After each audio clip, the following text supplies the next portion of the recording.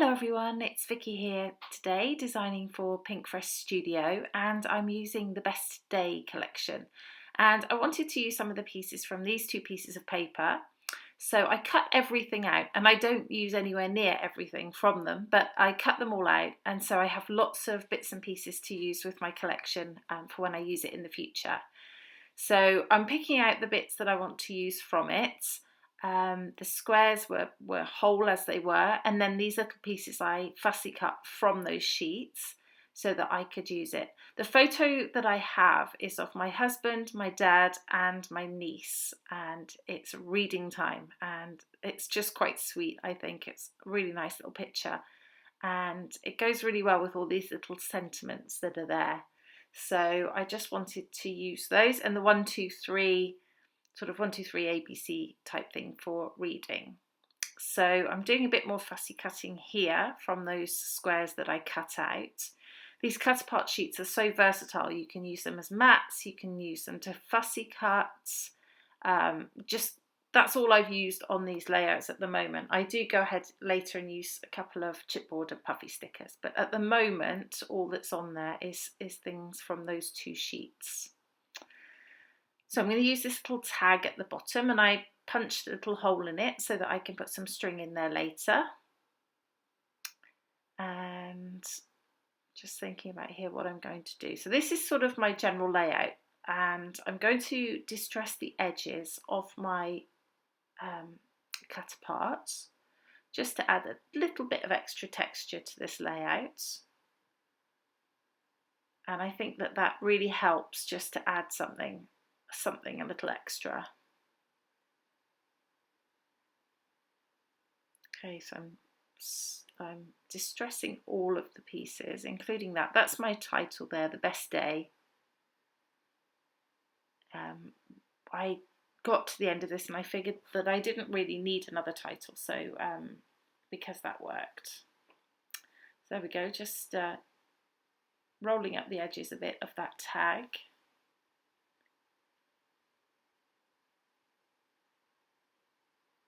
And I'm going to get some foam. So as I stick these things down, some of them will be on foam and some won't be. So just to add that extra dimension there, the up and down of the different pieces.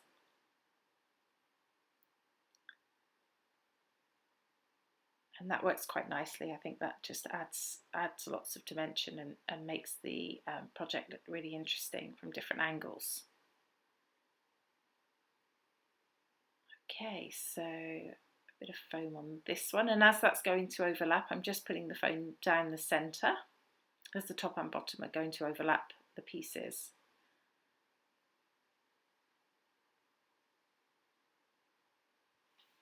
Just trying to figure out the best layout. It's funny how you move something and it never quite goes back in the same position. So I'm just curling up some edges here. And I'm just adding to the shabby chic type look. There we go, and the flowers are going to go off to the edges like that, and I definitely want these numbers on there. They were sort of almost the inspiration for this photo in the first place. So I'm going to start to stick things down. And I'm just using regular double-sided tape there, my ATG gun. And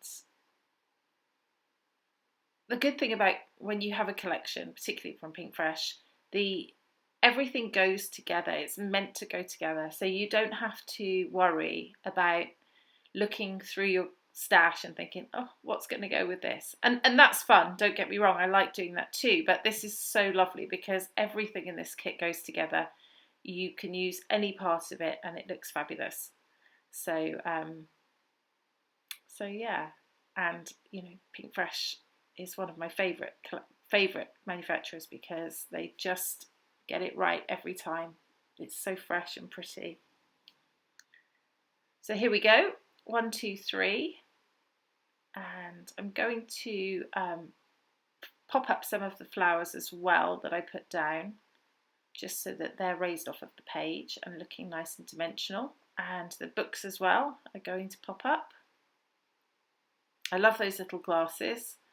I think they're really sweet. They work really well for a reading layout. Just figuring out where to put my flowers. And there we go, a bit of foam on the back just to add that texture there. Sorry, not texture, dimension. Confusing myself. And I like to leave the leaves around the edge sort of pretty loose so that so they just sort of move around, and that gives a bit of movement to the layout too.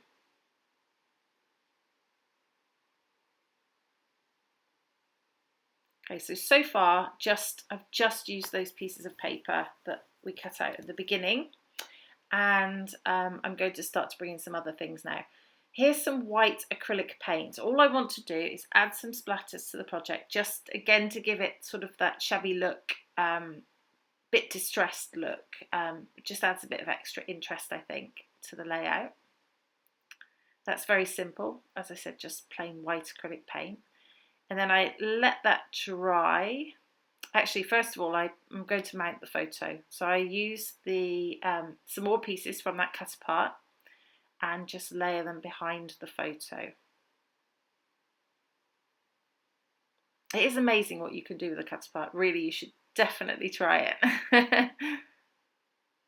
Okay, and I'm distressing the edges of each piece that I add on, just to add some extra dimension there. So there we go, that's how it's going to look. The white is dry, and I realise I've put a little bit too much around my photo, so I just trim a bit off and re-distress so that it fits and doesn't cover up the 1, 2, 3. I'm putting this piece of foam straight onto the page so I know exactly where it's going to go, and then stick the photo over the top, just because other things are raised off the page and I needed to raise the photo too.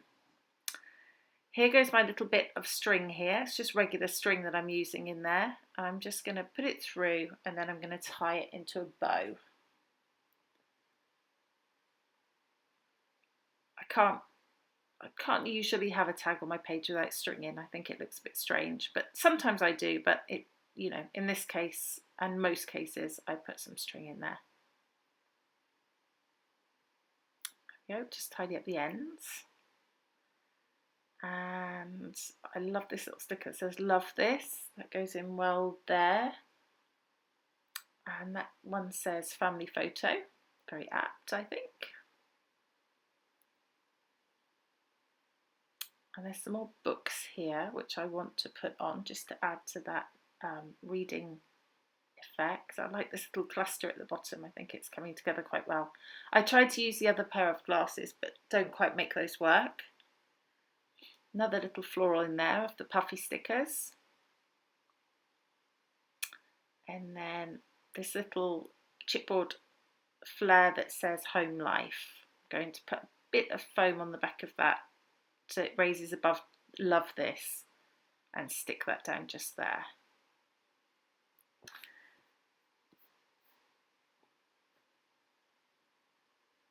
Okay.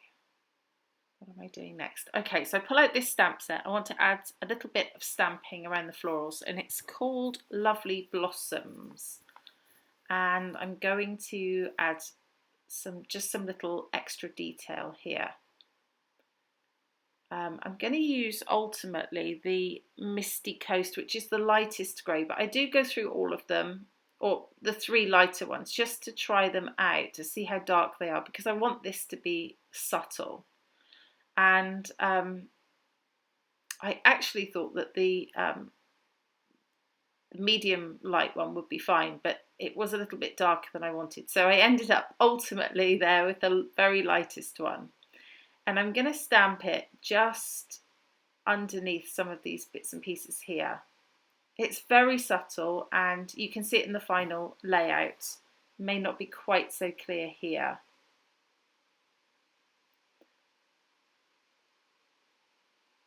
So I do a few of those, and that's just the inner of one of the leaves. These are layerable stamps, but I just use the inner part, and then I use a different one here. This one is slightly different, and again it's an inner part of a leaf.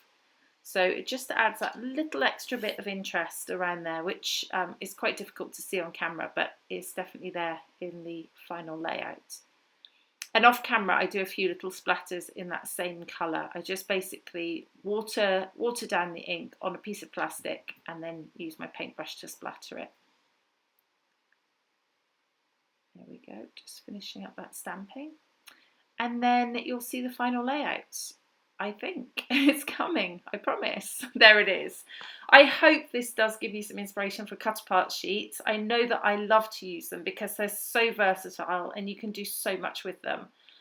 Please do let me know if you have any questions, but I'll link up all the products I used in the description below. Thank you so much for watching. This has been Vicky for Pinkfresh Studio. Bye bye.